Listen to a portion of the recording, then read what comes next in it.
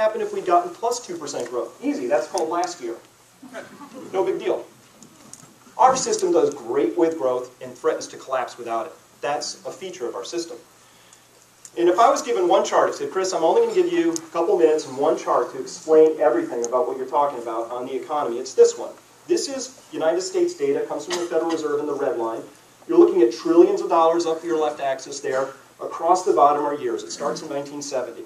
And so in 1970, we asked the question, how long before the total amount of debt in the system doubled? And by total debt, I mean this is total credit market debt, state, federal, local, corporate, private, or household. So this is auto loans, student loans, everything you can think of.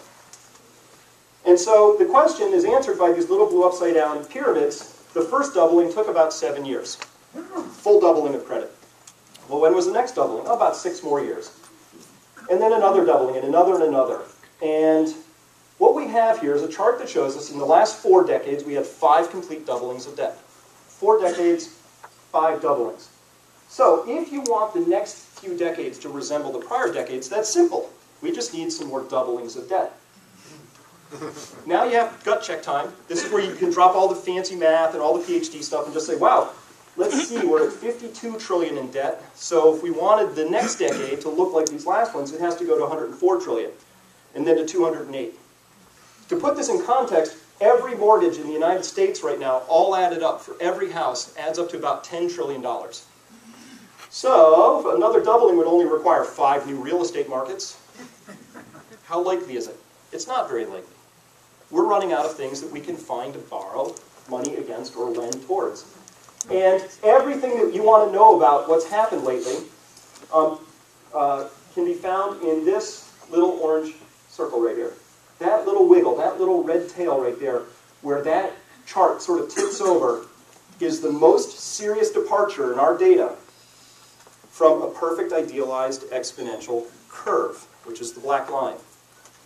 What I've done is to put a mathematical fit against this data to ask the question, how close did our credit growth over the past 4 decades mirror perfect exponential growth? And the answer is almost perfectly, except what happened in 2008. Every budget deficit, what's happening in Greece, everything that's happening around the world where the economy just isn't working right is all explained in that little wiggle. So, we very simply have a system that as long as it can get back on that idealized, perfect exponential growth of credit, it'll be fine. My talk is over. Unless you think there's possibly something that could impact growth. And here's where we have the conversation upside down so often in our country, because the economy is presented to us as if it was the primary thing and other things are secondary. The economy will tell us how much energy we need, how much resources we need, what we need the earth to provide, and that is absolutely backwards. The economy is a human construct that itself is a subset of these other things that we're going to have to talk about, which is in the energy and environmental spheres. All right, this economy, though, here we go. I can give you an entire economics lesson. 2 words. Because of our money system, it is simply something that must grow. Must again. Must meaning it does really well when it's growing, and it does really poorly when it's not. And it just needs to grow all the time. Well, that's a scary thought. You don't have to think too hard. You go, uh-oh, I can see a wrinkle in that story. Okay. And I keep using the word growth, but I actually mean something else. I mean exponential growth, something more precise. Exponential growth. Anything that you can chart that turns into a hockey stick like this is experiencing exponential growth. All you need to get a chart that looks like this is to have something growing by some percentage over a unit of time. 0.25% per minute, 100% per year, 3% per millennium. It does not matter. You will get a chart that looks like this. And this is not something that we are really well wired to understand. We're humans. We think linearly. Linear stuff is very easy for us to understand. Exponentials, not so much. Even if you study them, they're hard to internalize.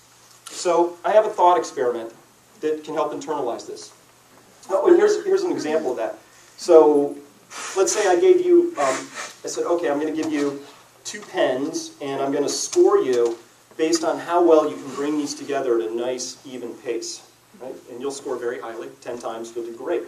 And if I now replace these with 2 very strong neodymium magnets, you'll do this.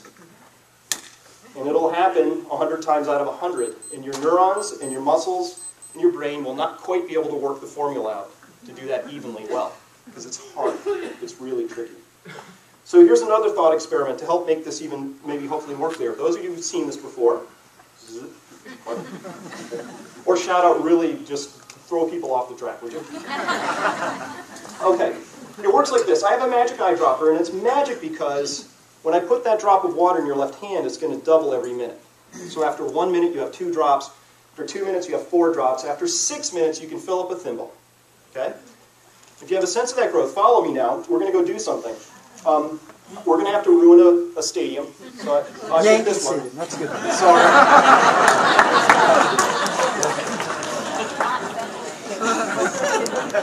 Right. Got to know your audience. So 2 things about this now. First, I'm going to make the park completely watertight. And I'm now going to handcuff you to the highest row of bleacher seats. There you are. You are now handcuffed to the highest row of bleacher seats. Tomorrow we start this. Tomorrow. 12 o'clock in the afternoon, I wander down to the pitcher's mound. I put a drop of water down, possibly small. You can't even see it. And it begins to double. And the question is this. How long do you have to escape from your handcuffs? I need some answers here. How often does it double? Every minute. Every minute, okay. So shout them out. You have weeks, days, months, minutes, years, seconds. What do you have? 6 hours. 6 hours. 20 minutes. 20 minutes. 40 seconds. 40 seconds. Remedial math afterwards.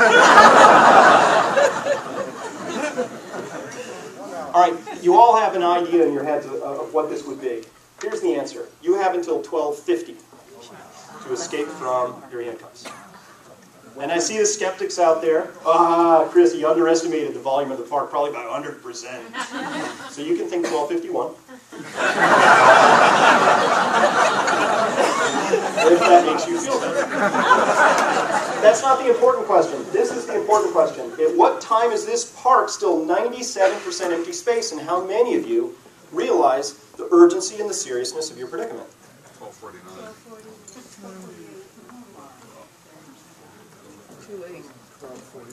For 45 minutes, nothing seems to be happening. The water comes up to my knees out there on the pitcher's mound.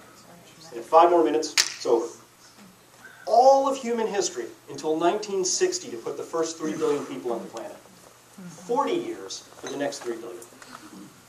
Knowing where you are in this story is incredibly important, because the mistake would be to think that history is going to be an awesome guide. You live in very unique, interesting times. Extraordinary. Well, it turns out we have a stadium. It has a fixed volume. And there's a lot that can tell us about where we are in this story. Exponentials, though, have a lot to teach us because we're surrounded by them. That chart I gave you before was a real one. That's human population, growing at about 1.5% per year across history. So I had to graph it over several thousand years to show this shape. And this is where I was born, and this is where we are today. If I live to a ripe old age, I will be one of the first humans in all of history to live through a full tripling of population. From 3 billion when I was born to 9 billion in 2050. It's extraordinary. Huge implications. And here's oil consumption over time. Or production, but production is consumption. And it's not a straight linear chart. It has this funky, curvy shape. And we think that there might be a fixed volume of oil, too. And there's a chance. And here's some from the environmental sphere that I could put out. But I could put up miles of road paved, or thousands of airline miles traveled, or it wouldn't matter. We're surrounded by exponential charts. We're not surrounded by linear charts. And so understanding this distinction is really important, because we have multiple converging exponential functions that are all happening actually right now.